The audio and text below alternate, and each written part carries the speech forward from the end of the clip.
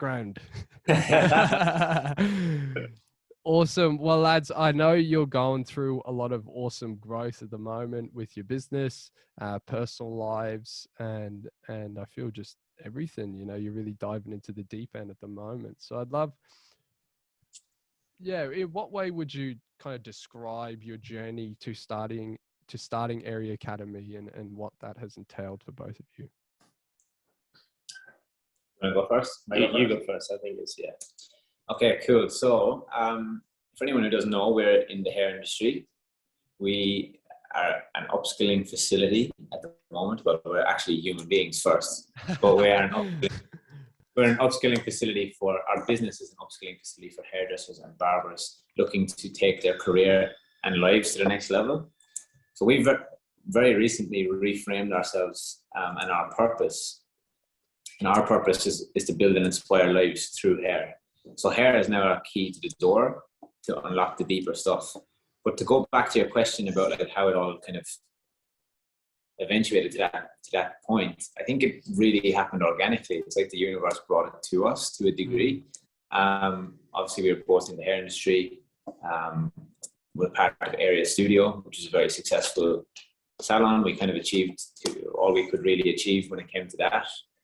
And then it was like, there has to be more than this. And what's the use of us knowing all of these things and having all of this knowledge to share if we have nobody to share it with, or if we just keep it to ourselves? And historically, our industry is kind of built off of competition. And now it's about collaboration, because how is the whole industry going to move forward if we don't collaborate? So I think it happened kind of organically, and then the pandemic kind of gave us an opportunity to actually put a structure in place, and that structure has continued to evolve, and it continues to evolve up to this day.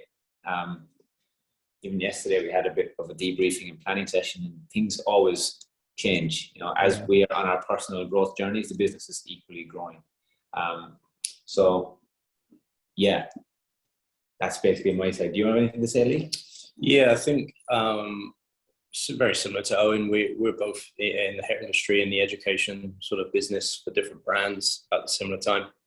One, I think, pivotal moment that I observed with Eoin in particular is like there was a moment of like restriction there. There were certain voices or certain personalities around trying to restrict those movements, and you know, I was conscious enough at the time to sort of nudge him in the right direction and be like, don't listen to that here, you got too much to share. And yeah, that organically came to me too. I felt like Eoin helped me a lot with embodying that role of sharing. Again, I have a lot of knowledge stored away in the tank, many years in the hair industry, and sort of a bit of life advice as well. So yeah, it's come together pretty organically. But I, as an observer of where really did Area Academy start, I feel like there was a bit of a restriction, and then it was a bit of a kickback from there. Yeah. And I'm so glad we did, because yeah, it's grown into something that we couldn't even see coming. So. No, and it's beautiful, and I really honor what you guys are doing. Like, especially, say, for example, a lot of let's say the demographic of people who listen to this will be majority male, all right? And obviously the barber industry is something that is so paramount to men's life as self-care and looking after yourself. And I feel like from an outsider's point of view, you guys do a really good, I want to say job, but I'm not sure that's even the right word, but a really good job at, I guess, displaying it as a real high quality experience, and also, yeah, reaching them at a level where it feels like it is like a high quality thing to do. Do you understand what I mean? Like, it's an important thing to do, and to look after yourself, but also that it is such an art form in itself, right? And displaying that in a way that makes it more than okay, but actually a statement, if you understand what I mean. So from your perspective, what would you say have been your biggest struggles with breaking through, say, the stigmas around masculinity in itself? Take that one, That's a Leigh? good question.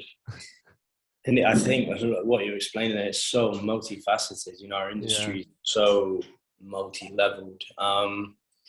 I think this identity of like tying your identity to the haircut, and then driving this whole image of masculinity through that has been a bit of a struggle. The openness to see things different, to be curious, that's been a big hurdle of ours, to spread that kind of awareness and openness to new ideas. Because it can certainly get a little bit unhealthy, you know, tying your value and your ego to these things.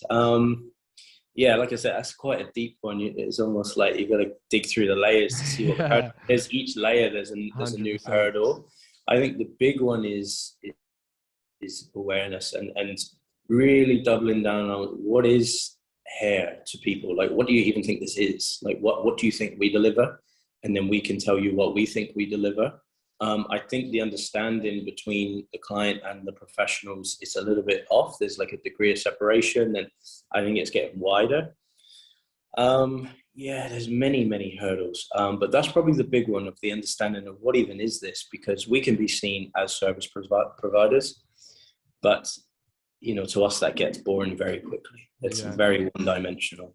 I think what would have happened in the past is that men would have got a lot of value from the experience and the ear that the barber gives them, in terms of being able to speak about different struggles maybe in their lives and this and that. But I think where it's been mistaken over time is that now we're almost seen as some sort of therapist, but a lot of people don't have the skills in our industry to deal with that type of stuff.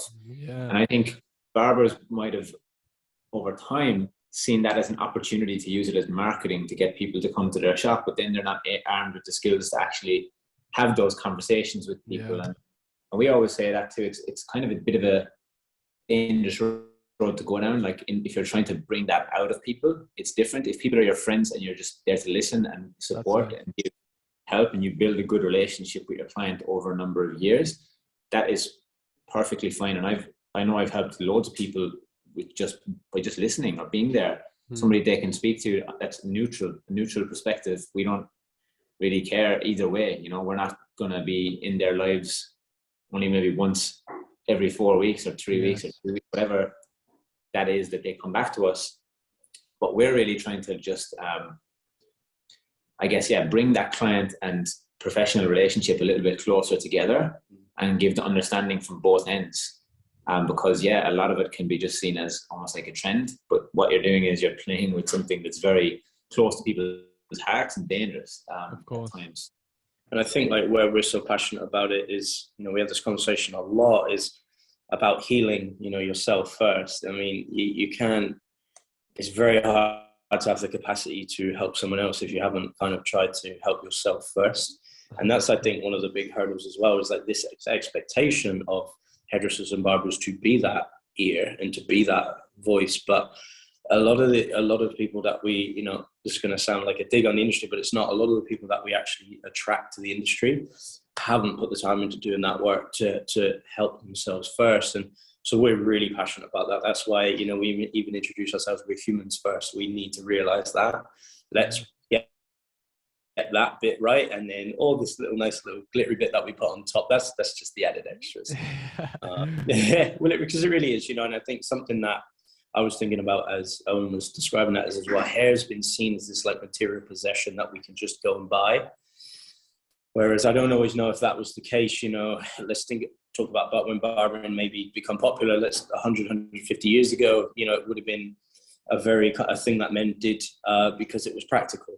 You know, and it just happened to be the ear. There was an ear there as well. Whereas now it's become this material thing that we can just buy, and all the wires are getting crossed. And it's interesting, man. What an interesting industry. No, and it's beautiful. And obviously, I definitely have a foot in that industry at the moment. Obviously, working in a barbershop whilst running Brotherhood, and you know, I went and got a freshie today, and I've really come to enjoy the experience and understanding of like men's grooming, and even, you know, understanding the fundamentals. But I feel like, and I really see it, like I really see with what you're saying, how often the barbers can be like a therapist to people. You know, I've seen it firsthand for sure. And obviously studying psychotherapy myself, I know, and I know you lads know as well, the importance of being able to hold space. And as you said, you can't take anyone anywhere you've never been. So it is so important as a barber then to take the responsibility to do your own work, in not only for the good of yourself and your business and the people around you, but obviously if you like your clientele as well. So for you guys, I know we talked about, because for anyone listening, I met these lads at an awesome event called Nail It and Scale It by the one and only Kerwin Ray. And I was saying, like, I was chatting to a girl today at work, and I said to her, I was talking about meeting you guys, and it's like, when you meet someone, it feels like you've known them for fucking years. You know what I mean? And that's what it felt like, right? Literally. And I really resonate and love what you're saying of pairing the barber industry and education with that of, let's say, personal development or looking inwards in yourself. So where do you feel you're taking that approach moving forward? I feel, that's kind of our unique selling point, really. And we don't even have to sell it, because it just hits people in here. It's like in the heart. If anyone's just listening to this, it's just I'm pointing at my heart. Because that's what really matters beyond it all. Like what Leigh said, we're humans first. I've been trying to detach from identity of, I am a barber, this is what I do. Like, I do a lot of shit. I don't just do barbering. I go cycling. I go for walks. I do normal, regular things. And it's sometimes just about bringing things back to basics and fundamentals. I think these days we're always trying to outrun the next and try to discover something new. But really, all people want is a good understanding of core fundamentals of life, and things such as breath work, meditation, taking just moments for yourself. Like, that's something that in our industry is completely foreign, and it's not cool. It hasn't been stigmatized as cool. Society hasn't really made it cool until now. It's starting to definitely, yeah. But in particularly in our industry, it's definitely not cool, and that's where I get a bit confused about this whole barber meant to be holding space for people, but then that stuff's not cool. Yeah. It's like, is it really just a marketing piece, or is it actually coming from the heart? And that's a lot of pressure to put on barbers too, So if you're not, because some people just start cutting hair because they think it's a cool thing to do. They want to just cut hair. They don't want to have those deep conversations. So I think that comes back to a little bit of personal branding too, and how you want to put your personal brand out. If you want to be that ear for people, like we did a podcast a couple of weeks ago with a guy called Nazir Sobani, the Streets Barber, and he's one of them special characters who's really able to hold that space for people, because he has an understanding of it, a deep understanding of it from his story. Not everyone has that, and we're going through our own stuff. I think we're able to maybe hold it a little bit better for other people. But yeah, I think where I'm going with that is kind of like, I don't even know where I'm going with that. So no, but it's valuable what you're saying there. And I'll just quickly tie in, because like their core fundamental like integrations, like, you can have as many breakthroughs as you want, like even with doing the internal work or personal development or whatever. But like the ultimate key part is integration, right? And all those practices you were talking about are integration, and there won't be an actual shift in, let's say, someone's personal life, but let's say also in a collective environment, unless those practices are integrated into everyday life. And that goes for every industry. Yeah. So like what you were getting at with the personal development piece, for us, we try to instill just good fundamental practices and habits in people that have helped us. It might not work for them. It's what has helped us, and we're just trying to share that, because if we can share that, then that's more valuable than learning how to do a haircut. The haircutting is just one thing that's going on. It's almost like a bit of a distraction actually from the stuff that we're really trying to get to. Yeah. Like, some people are more comfortable to open up during a haircut because there's something else happening in the meantime. It's not as confronting. There's maybe not as much eye contact. It takes off a layer almost. It takes off a shield. Same thing what we do for education, incorporating personal development into it, because it's not as easy for people to just open up like that, especially as men. As men, it's so hard to get to the root of our emotions and actually express them. So for us to be able to do that in a way where we have something else going on, that's kind of like a fun activity. And that's the way we look. I kind of look at hair. Yeah. When it's not so transactional. When it becomes transactional and we're just seen as a service provider, then it's no longer a fun activity for me. Yeah.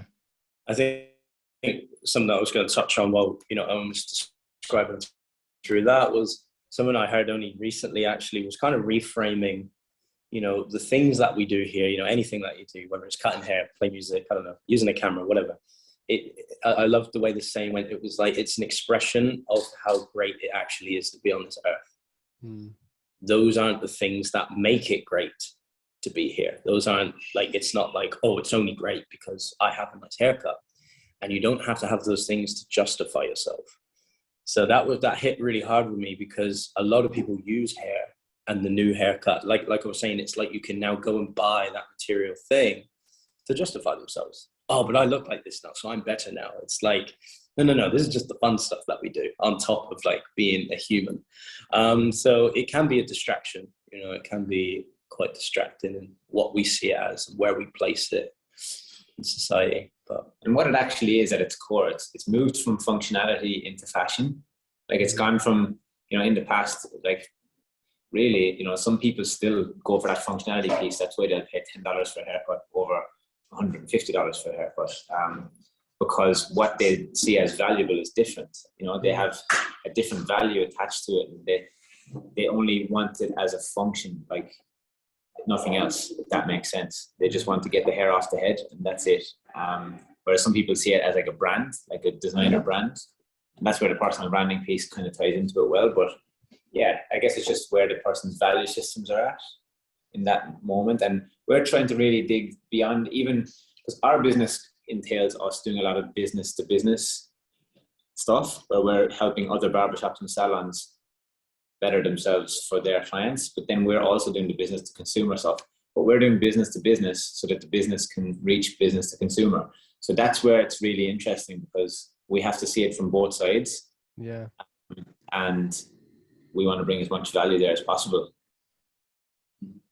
100%. And it's like you lads, one thing we talk about within my community is like the process of like leading by example. It's like that we're not here to save anyone, by actually like doing ourselves, but by doing the work on ourselves and showing up in that way, we're merely just being the example, and then people see the impact, and then that obviously affords a shift from their perspective. So I'd love to ask both of you as well, like, where did your personal development journey start, and I guess what triggered that for you both individually? Go first. I've tried to pinpoint this so many times, and I actually don't know when it started. Yeah, because there's not like an actual moment. It's like a succession of moments, isn't there? Well, maybe I do know. Maybe there was like something that I've always been a curious person. I remember when I was a kid, I would always, my mum and dad would tell me to do something. I'll be like, but why? Not because I didn't want to do it. I was just like, is there a logical reason for this? Like, and they get really frustrated. There a deeper meaning like, to mowing the lawn. Yeah. Just do it, just because, and that was their kind of autopilot response, which we all know can be detrimental. Oh, do it just because, so. Yeah. But I have, fond memories of always being that curious. I think, I went through an interesting relationship when I came to Australia. One that was probably more confronting than ever. There was some personality traits and things I didn't quite understand.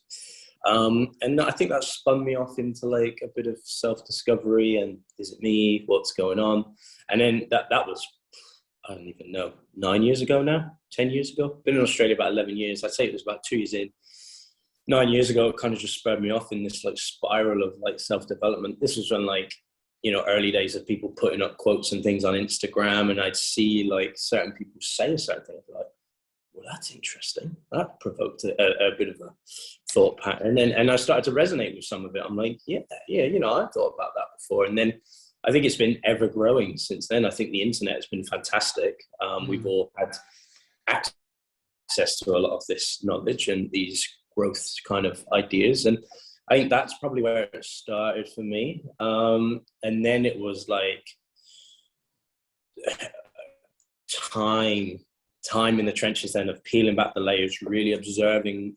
I become the observer of myself in my life, where I'd been and why I was there.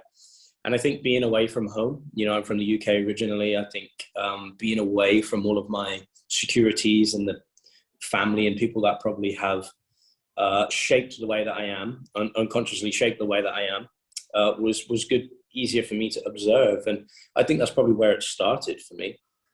And I resonated with it, being a curious person, not afraid to kind of question everything. It's not stopped, and it just keeps going. I keep waiting for this moment where I'm going to be like, this is it, I'm here. I just don't, I never get there, you know. I might have a breakthrough today, and then tomorrow morning I'll be like, oh, and there's another thing. So, I think that's where it started. Yeah. No, that's beautiful, bro.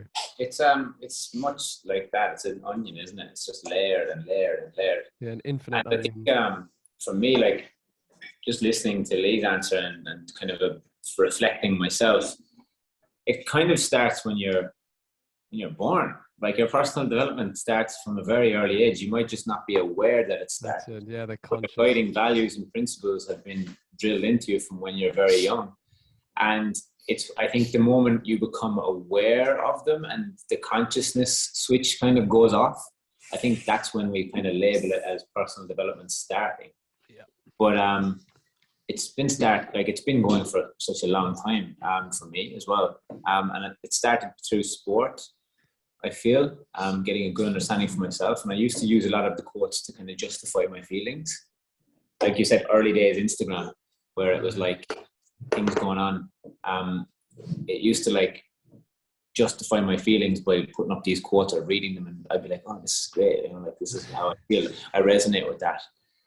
But yeah, even up to like last week, like I was sharing with you guys in the last few days, like I think I had probably the most profound moment of my personal development journey so far. And just when you think that you're there and you're aware and you're knowing shit, like another thing hits you and another thing hits you. And I shared, that's kind of what I was alluding to during the week. I shared something on my Instagram saying awareness is a process, it's not a goal.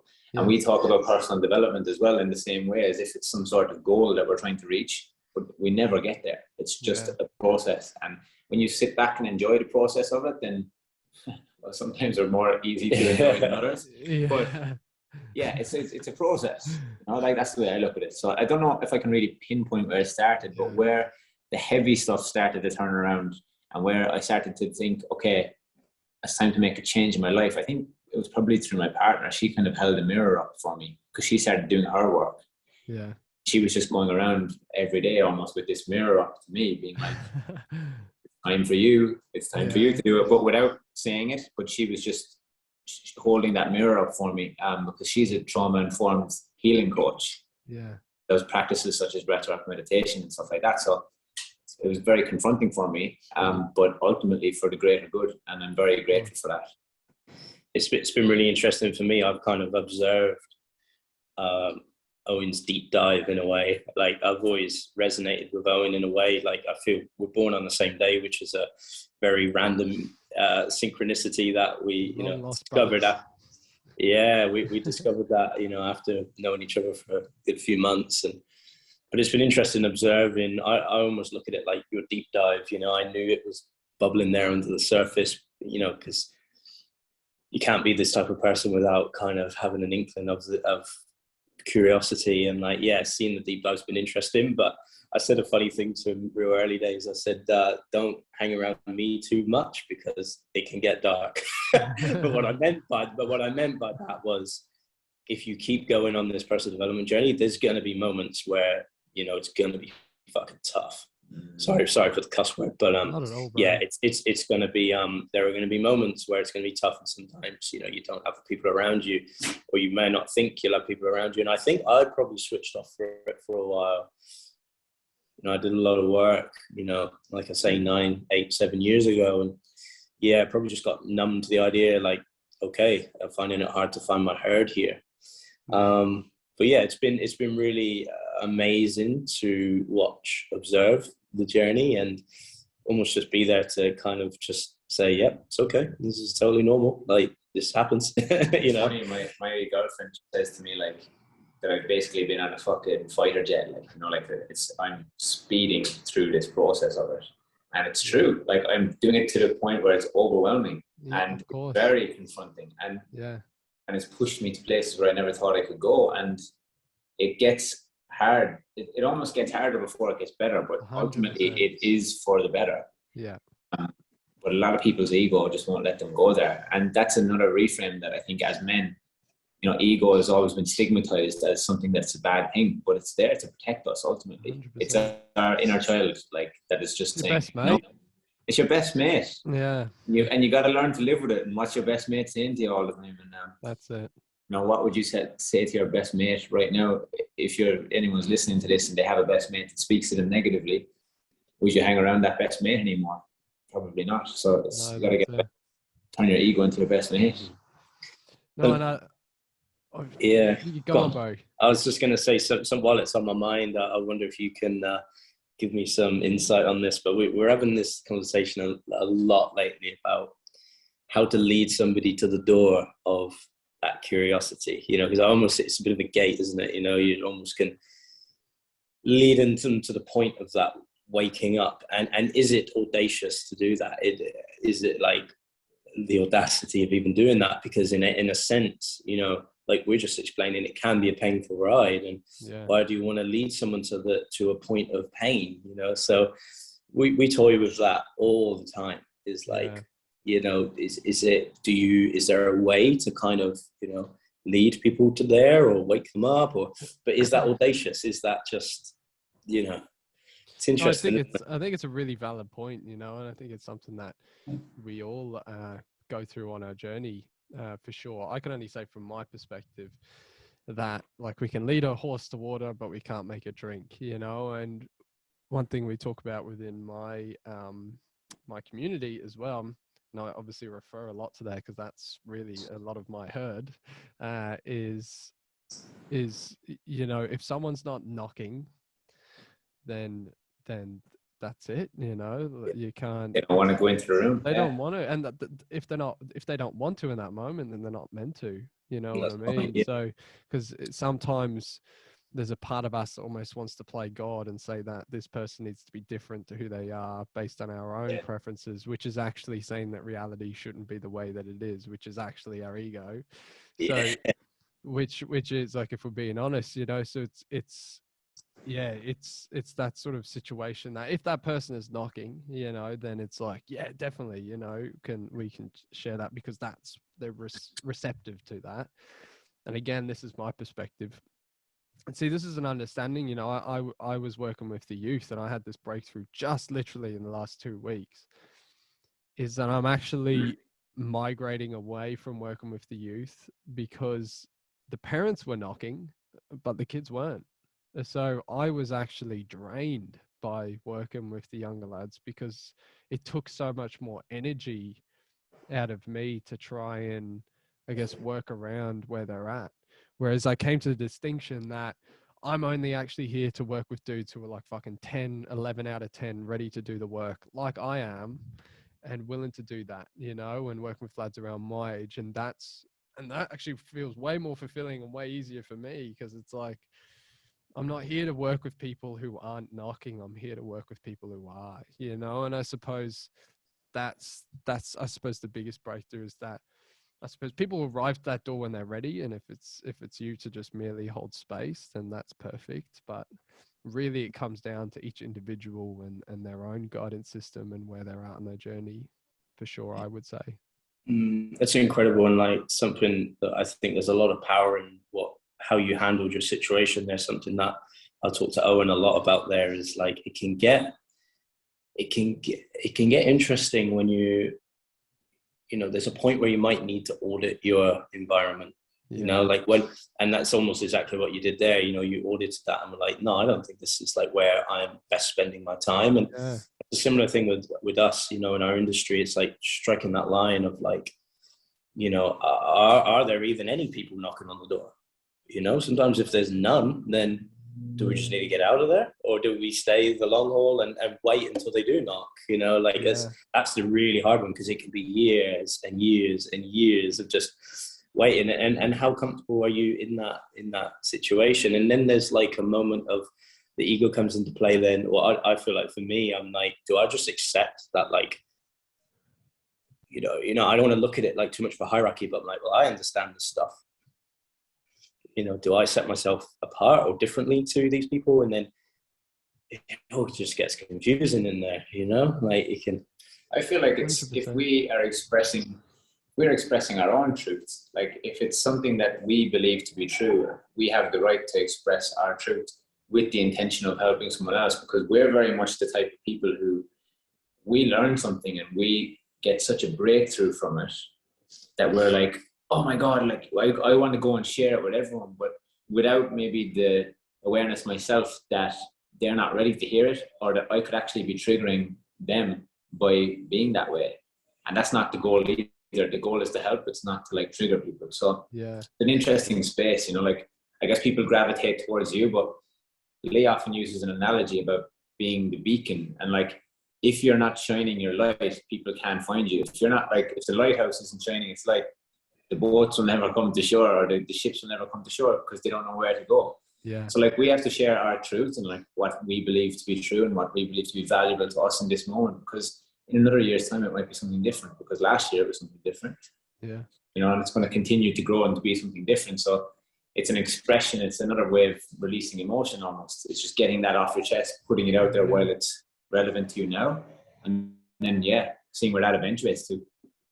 So true, bro. And I love that point. And it's really interesting because I know you guys love Aubrey Marcus, and he had a great podcast, I think it was a couple of years ago now, where I forget what the name of the guy was. He's great at marketing. I can't remember, he's a bolder guy. That's Seth Godin. Yeah, that's him. And he was talking about that idea of like the 1,000 true fans. You know, like if you have 1,000 true fans, you're pretty much sorted, right? But also the concept of, by you naturally just speaking your truth, as you're saying, and just showing up. And I'm really only integrating this now with myself, is like, you'll naturally attract the people who are attracted and resonate with your message. Because I know for me, I've always said to myself continuously is that there's like a certain group of people for each of us. There's a certain group of people who like will hear, let's say for you lads, so there'll be someone who will hear I will say something and they won't hear it, but based on your perspective and your beliefs and your voice and your background and the way you walk, the way you talk, the way you look, like you'll say the same thing and they'll hear it because you guys are their messenger, right? I'm not. And then the same goes for me. There'll be, you guys would say something, they won't hear it, but then based on me and everything that I do and who I am and my background, I'll say it and they'll hear it, you know? So it's really interesting, I suppose, that concept that like we're each messengers for a certain amount of people. 100%. And I just want to apologize if anyone could hear the background noise at the moment. There's a few people being a bit extra loud. But anyway, that's a really interesting point, because that's what I get with Corwin Ray. Yeah. He's almost like my messenger. And I think, to be honest, it's because he probably looks like my dad. Yeah. What I wanted to hear from my dad, but I never did. Yeah. And I hope my dad doesn't listen to this, but that's just the fucking truth. Yeah. And so you have your messenger, because my partner would say the same things to me. And I might not, she maybe gets into too much of the science, but it's the way it's delivered by Corwin and how it hits me in the heart is you become that messenger. And I think people really resonate with the way we speak as well, because we keep it real. We don't try to get too fancy with it, too technical. We keep it basic and real, and we express vulnerability in many ways. And I think that's what's kind of been the key to what our success in hair so far when it comes to education, because we don't claim to be experts, but we will share what we believe to be true. And as I learn things about myself, and as I learn things about my ego, and I learn things about everything, I feel like it's necessary for me to share that, because people are following me on my journey. They're not following what fucking skin fade I did yesterday, you know, or anything like that. So I think it's of value, but yeah, it's just at that point, we've been speaking about this today about like, there's 2 questions that you can ask yourself to get to that gateway. And it's Leigh actually created this, but it's like, what's the motive and what's the message? Like, if you can ask yourself them 2 questions, what's the motive behind my action? And then what's the message I'm trying to portray with that action? It answers a lot of questions. It's very introspective. You have to get introspective. And, you know, I use it a lot throughout the consultation process. And when I'm teaching this or sharing this with students, you know, I say some people just have that level of self-awareness. They can answer it in a second. Some can't. Some can't even get past the motive point. And then it's like, okay, what's the message? So, you know, it's just almost like a funneling system. But it's a great observation to see who can go there. Some people really can't go there. And some people really just sit there for a moment and are like, oh, good question. You know, they really want to, you can see the cogs sticking, and some people they're just blank. It's interesting. Their ego just will not let them go to that point. I feel like the ego comes up on both ends of the spectrum there, because people who answer really quickly have a default answer ready to go, because that's not an easy question to ask or to answer, sorry. It's almost like a default response if you're that fast at it, you know, if you answer that quickly to a degree. And then it's also, it's a very interesting one. So, well, it's even great because that can be like look, you can say from, let's say, a service perspective, so serving others with like your gifts, you know, that's a great kind of qualifying question, because you can see like, oh, who are the people who are really, you know, really going to resonate with our herd. It doesn't make anyone better than the other. It just kind of outlines who you're really here to serve, you know, which is really cool. And I think that is maybe like a hidden little golden nugget there. That it is. Yeah. And I'll add to that actually. I heard something over the weekend and somebody was talking to me. It's more so about the sales process, but it's a very similar thing. And we're not for everyone, and that's okay. Yeah. Like, we don't have to reach everyone. That idea of 1,000 true fans is way more important to me than a load of yes men following us around, or like people that are not going to help us in our development. That's it. Or we're not going to help them in their development. It's just a whole load of facades. And we're actually in an industry of facades. That's what we are. And that's where I struggle, because we're helping people create that facade at times. Yeah. When the haircut is for the wrong reason, and it's coming from the wrong place, if it's coming from a place of insecurity.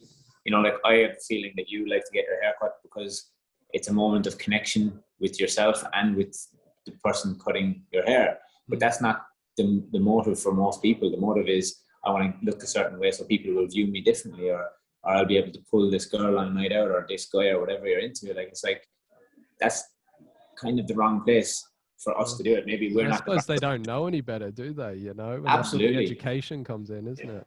Absolutely. Yeah, and it just gets difficult. I feel like there's a fast track way to an identity crisis at some point, because the argument I always have is that, what if this goes away tomorrow? What if all this haircut and business goes away tomorrow? I believe that you, Darren, you will be fine. You know, you'll believe that your weight in value on this planet will be exactly the same, haircut or not. But that's not it for a lot of people, man. Like, they've tied their value on this planet to the way they look. And I believe if we are just pumping that out into the world, we're adding to that. And, you know, again, we try to take kind of opinion out of it. You know, sometimes this is not opinion, this is facts. You know, we all know the facts that in men's mental health, it's not really getting better right now. You know, there's people like us trying to make it better. But, you know, I don't like to throw too many of these words out there, but, you know, male suicide and all this kind of stuff, it's not getting better right now, you know. And I think that's where we've noticed, and I almost feel obligated to try and help it and nudge things in that way. So because if we keep adding to it, I think it's just going to keep getting worse. You know, it's like funny. Leigh's growing his hair out, so he's got long hair. And do you want to share a little bit about that? Like, because that's a funny kind of thing that you've done. That's kind of like, just share that, because you said it to your dad, and I know the story you're going to tell. So. Yeah, well, so there's a couple of people around me that are stuck in these old school kind of things of, you know, short haircut, and that's what a man has, and, you know, that's the only way you're going to be successful, looking neat and tidy, blah, blah. And my response is always, well, I've had the most successful 2 years of my career not caring about what's on the top of my head. And I said, and when you can explain how that works and how a haircut is going to make it any better, then I'll go and do it. But it's almost like, it was almost like an unintentional dig. Like I didn't know it was going to happen at the start, but there was a part of me that always wanted to do it. But yeah, I think it's just a great example. And there are people around me that say, "Oh, look at your hair, get your hair cut." And, that's always my response. I say, well, if you can explain to me how I've had the most successful couple of years, personally, personal development wise, career wise, money wise, like honestly, the last 2 years have been the best of my life. Yeah. With not caring about my hair, then yeah. But then it depends what you class as caring. In my learnings over the last couple of years as well, there's a yogic practitioner that I follow who believes that cutting your hair is not the best care for yourself, because your body expends so much energy trying to grow that hair back that you're actually depleting your body of creator energy. Maybe that was the trick of why I've had such a successful couple of years, because my creator energy has been optimal. You don't have any decision fatigue.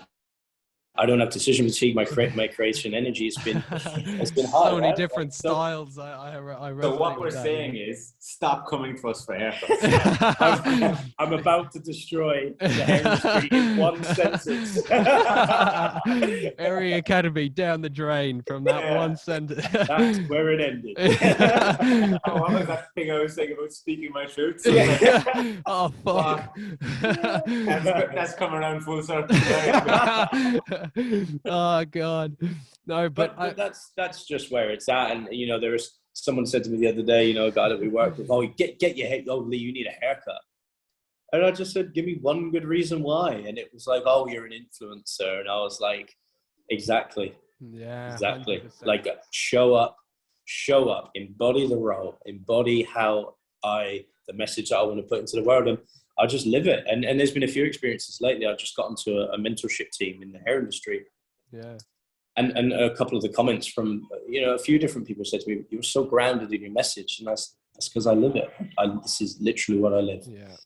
I embody it. And that wasn't always me. That wasn't always me. But I did, big myself up a little bit for that. I thought, I'm going to take that one. That's if I take anything, that's something that I'm proud of. So. Yeah, you're in integrity with your message. You're exactly being the example. Like and we have a great kind of thing that we talk about pre and post transformation. This was actually an Aubrey Marcus thing that I heard about, and I like to look at hair. I will get a haircut again eventually when I feel like I'm in the right transformative place, where I'm absolute detachment, like I just don't care,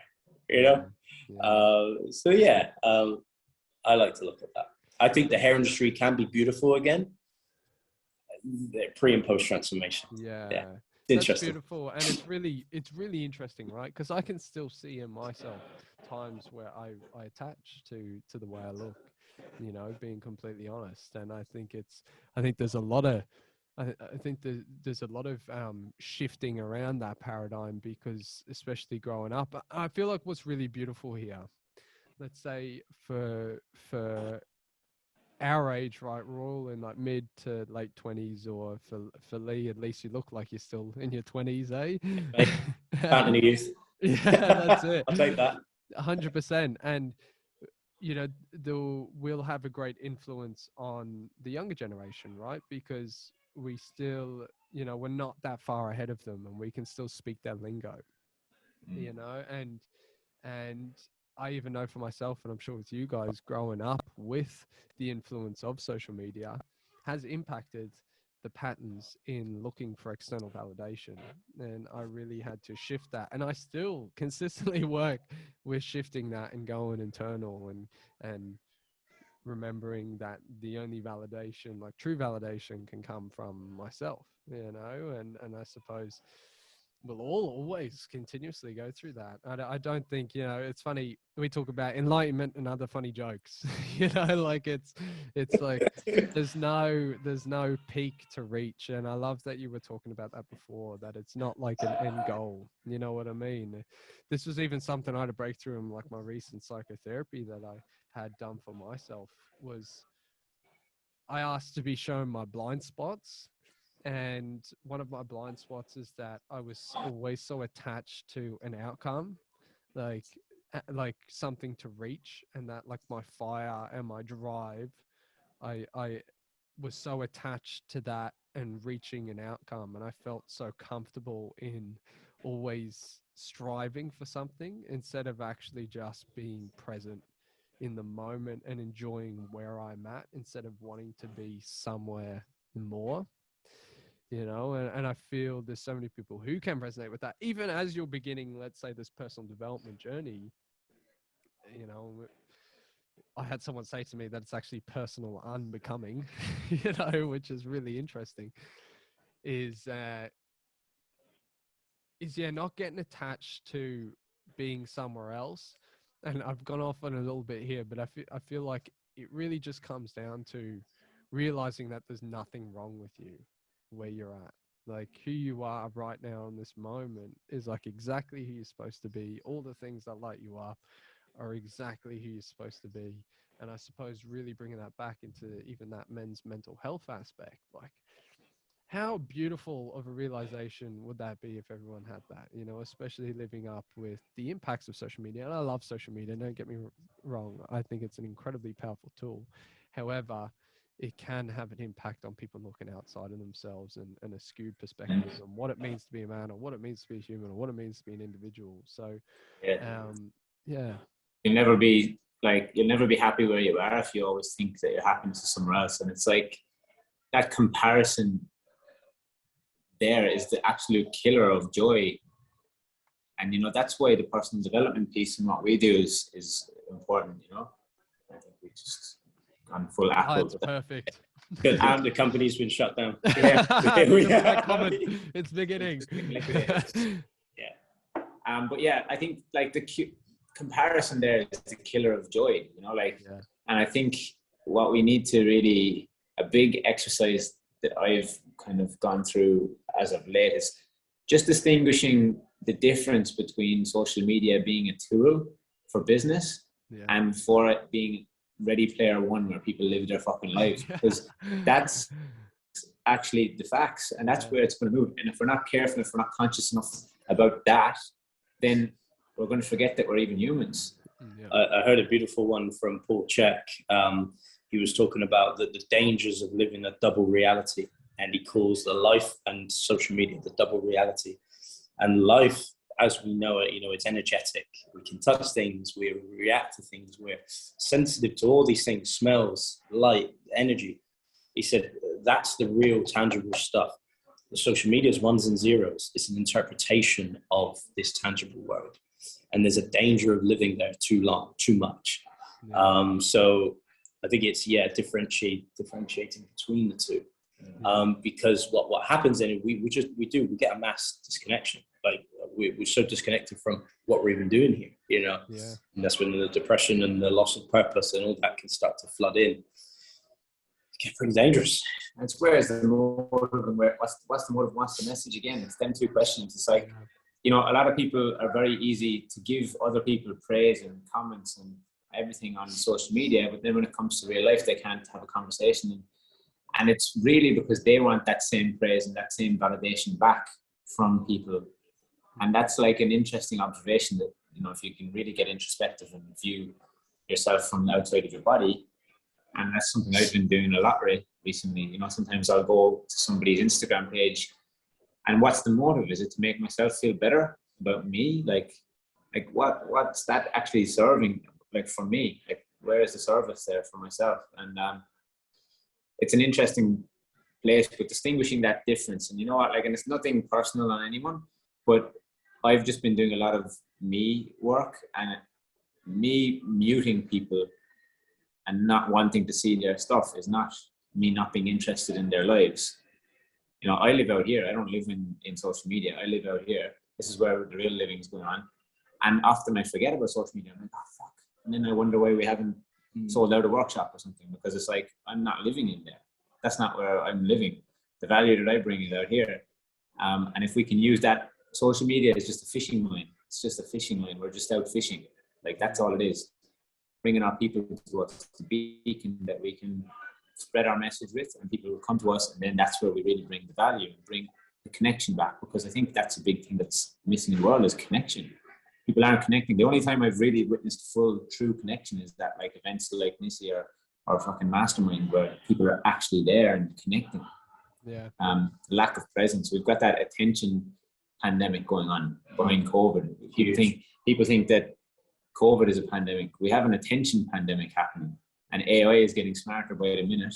And if we're not careful, we're the ones that are creating what that's going to look like. It's going to steal your focus. Yeah. Yeah. And I feel like that's such an important point. And I'm taking this on as well, definitely. It's, you know, we can say to ourselves that we're conscious for social media, but I feel like for myself, being honest, I can be even more conscious, right? And I love that aspect of the motive or the message. That's really, really beautiful. It's also been like, yeah, you can also even then interpret that like, well, what's my personal intention here? Or also what's like the lesson here? Like, is this a personal like intention for my benefit? Or is there like a lesson here reflecting back to me what needs to shift, you know, as well, which is really interesting. But I feel like that really, hones in the conscious use of social media. And is it a tool for your greater good, or are you a tool for it? You know, that's a complete distinction. Yeah. Is that like where your identity is based? And for me, that's just completely shifted. And it's taken maybe a few different things for me to happen. Like the initial thing happened for me a couple of years ago, actually, when I was in Bali and I was on a mushroom trip. That'll do it. That will pop the lid off, essentially. That's what it did. And I kind of looked at it for what it really was, because, and I was like, I'm falling victim of this. Like, I'm falling victim of this. And like, I think people are still probably a bit like shocked to hear us talking about these things, because it's just not common speak. It's not what people speak about. They speak about followers. They speak about this. They speak about clout. And like, what does it really matter? Like, we all have 2 arms, 2 legs. We all get up in the morning. You know, we're all the same at the end of the day, fundamentally. But like, distinguishing a difference based on a number of followers that you have who aren't your friends, like, they're not your friends. They might show you support, they might show you this, they might show you that. But they're not there for you when shit hits the fan. And a lot of people are living that double reality, like Leigh said, where it's one thing on there and it's a different thing in real life. And that's one thing that I really pride myself on, is like not being any different to what you see on there. What you see is what you get. And if that means that I lose the followers and I have them 1,000 good fans, then I don't care. Like, we're not for everyone, and that's okay. That's it. And that's fine. Like, I'm good with that.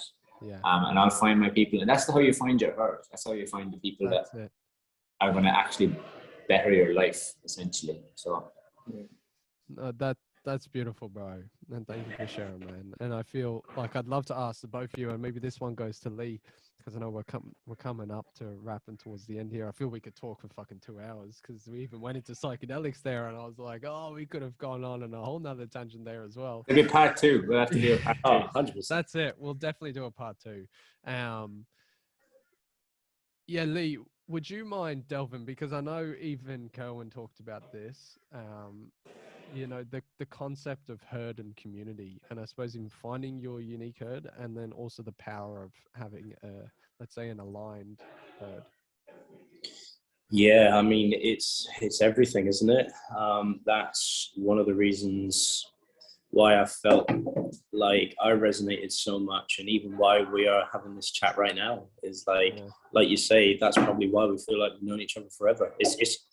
It's the same. I feel like I've known you forever, but like, why? I think you just found your herd. Like, and that is kind of what I was touching on earlier about, you know, how long do you spend in those environments, in those moments, not feeling like you found your herd? Yeah. Now you can feel that way because you might be a little bit blind to it. Sometimes, you know, some people are a little ignorant to what's actually around them. But, you know, if you're truly aware and you're like, I really not found my herd here, how long do you stay there? Yeah. And something that I learned, which I've been really implementing and bringing into my life since I've come back from this, is like, you can't just complain about it. I fall into this trap of being like, oh, this is so frustrating. Oh, I can't find these people. You're the only one that's going to, if you notice it, you're the only one that's going to be able to change it. And, sometimes it's about trying to find your herd. You know, you can't always expect that the 10 people closest to you are going to be the exact people that you need around you. That's a whole nother acceptance piece on its own. It's like, for me, I've realized that those 10 people might be all over the world, you know, or different states, or whoever they are. I might not even know them. They might be like the Aubrey Marcuses of the world, but it's about, you know, it's about finding them and trying to touch base with that often. But it's everything, man. Like, you know, we learn at Nail It and Scale It, you know, the body at a cellular level, little memory cells, and we remember, and it starts to replicate what it remembers. And I don't care how strong you are, eventually you will replicate what your herd shows you. Eventually, you know, it might take 10 years, but eventually you will get there, because the body remembers at a cellular level. So that's why I'm like, careful of that. How long do you spend in those times? And I think my body and mind has a bit of a kickback function in it after about the sort of 5-year point. It's like, all right, that's enough. Okay, time to change. If it's not serving, you know, if it's not quite resonating. So, but I love that question, man. I'd kind of fired up and back to you as well. What's the importance of the environment to you? No, and thank you for sharing, bro. So really resonate with what you're saying. And you know, even Brotherhood itself is built off of like the concept, the foundation of, you know, I used to play football, soccer, and my dad was my coach growing up. And that was really a foundational, you could say, blueprint for me, because it was so much of my life. And one of the mottos of Brotherhood is that together everyone achieves more. Now, we can also know with a team environment and like a collective consciousness that it doesn't matter how good your strikers are, right? If you have a terrible goalie, like, you'll let in so many goals, and it can completely impact even what let's say the strikers and midfielders do. All right. And I'm saying this at a very basic level, for good reason. So looking at your herd as like your team and your network and your environment, and how much your herd like directly impacts your results. So for me, it's like, it's great to have a team together of men, but do they all align, right? This can go not just men, but men and women in general. You can use this in like a relationship, everything, right? Do they align? And we become the product of the people we surround ourselves with. And I always feel when I was surrounded by better players, I became better, because it called me to another level. Now, I also reflect that with Nissi and being in that environment, or the beautiful community I have with training and assisted psychotherapy. Like, we're all pushing each other to be better, all right, and all showing up. And also, it feels like a family. It has that like deeper heart core. Like, it's not just we're just showing up to produce results. It's also knowing that you can look at each other, the people at your side, and know that they have your back and you have theirs. You know, like, I used to fucking throw my face on the line for my team. That was just who I was. Like, you know, we'd be down a couple of goals and I would not surrender to, you know, I'd fucking run after the ball as much as I can, you know? So that was who I was. But also, it's like, I'd love to be surrounded by people who have that same mentality. So also, I feel like that comes to the self-awareness of like, you know, who is the player that you are? What do you stand for? And then also knowing, well, like, does the people around, like, where would your herd be who also align with that, you know? And then surround yourself with them, because for me, it's like, you know, I say, A, we can't do it alone, and B, why the fuck would you want to, you know, because it's so important. I'm very grateful to have met you lads, because I feel like it's awesome to be surrounded by you, and we definitely align. And I feel like that's such a testament.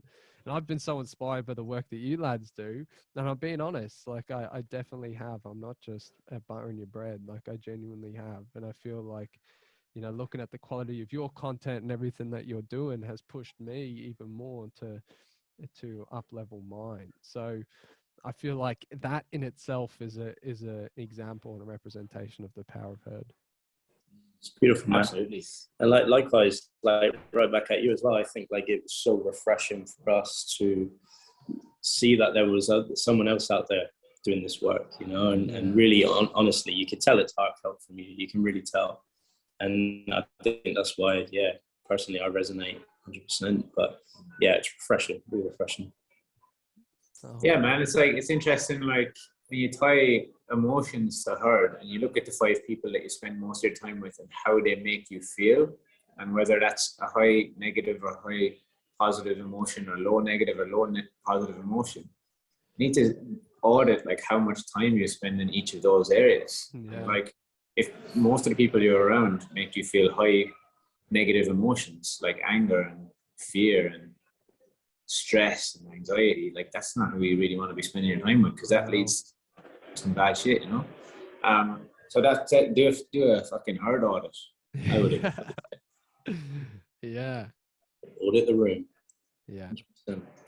But that can also get lonely as well. You know, that's a tough one. It's a harsh realization. Sometimes you might be like, oh no, this is really not where I want to be. Yeah, but, of course. But better to realize it now than later, you know. Well, so. That's it. It's like the truth pisses you off before it gets better, you know? Yeah, exactly. And like, what is it? That quote of like, most men live lives of quiet desperation. It's like something where I lead on with that is like, you know, there's nothing worse than waking up one day realizing you spent too much time in the wrong thing or in the wrong place. That's a tough day for you, you know. So, but you know, if you can, you know, like was it Marie said that at Nissy, you know, there's the friendship audit every year. It comes around in June, and she calls her friends and says, "Look, this is not working out." You know, like sounds harsh, but like maybe you just need to do that, right? Like maybe it's better to know now than wake up one day and being like, "Damn, I spent too much time there," you know. Yeah, and this is our lives, man. Like.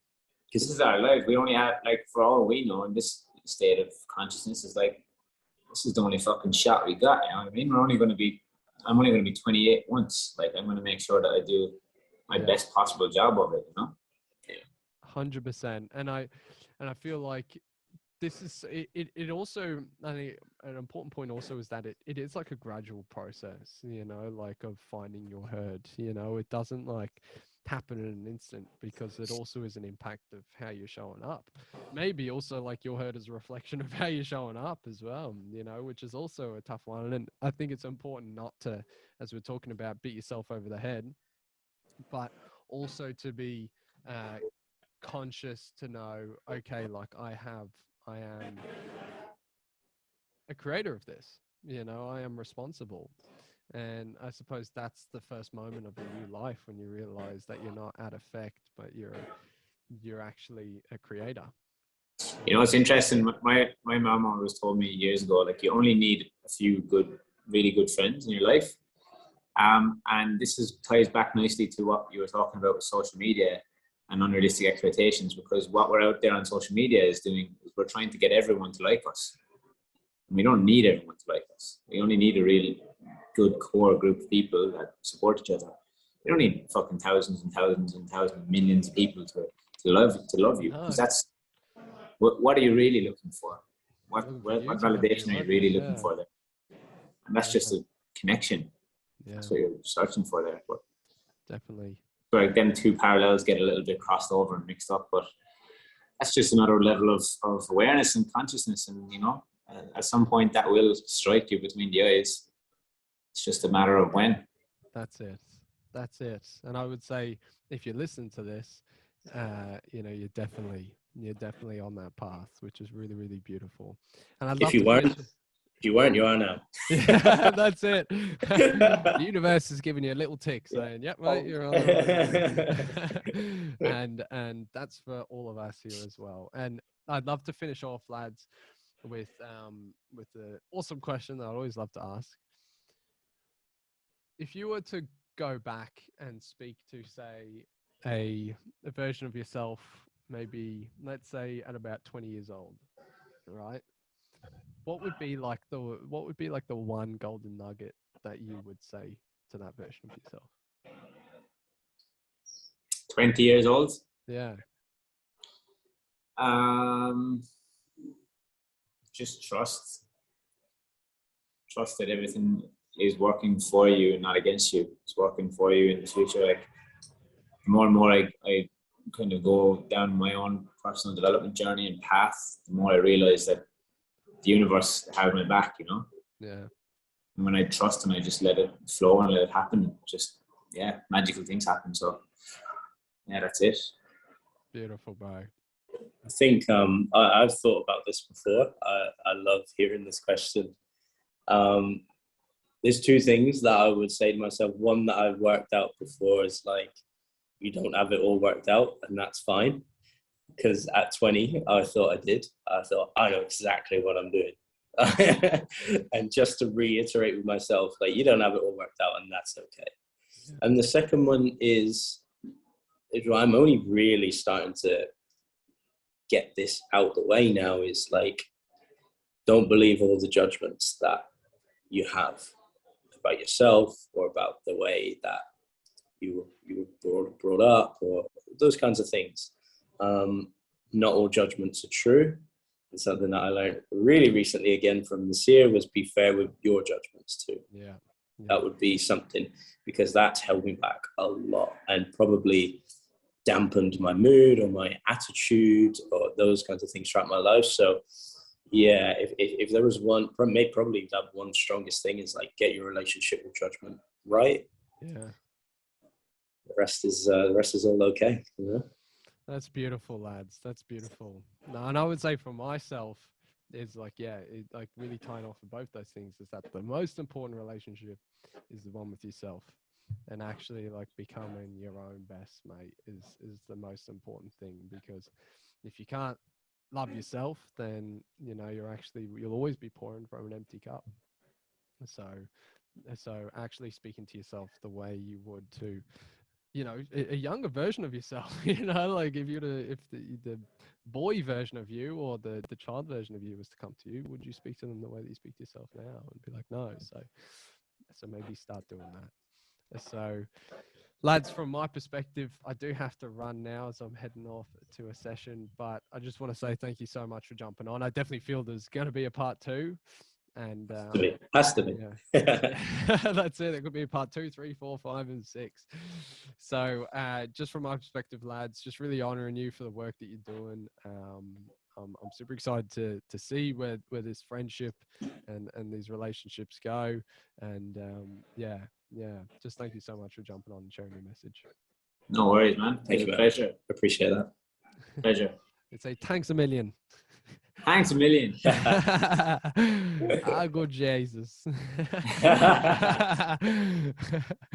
cheers, man. I appreciate that. It's nice to be able to share them perspectives and points of view that we have right now, and they've been different before. They'll be different in the future. So, thank you.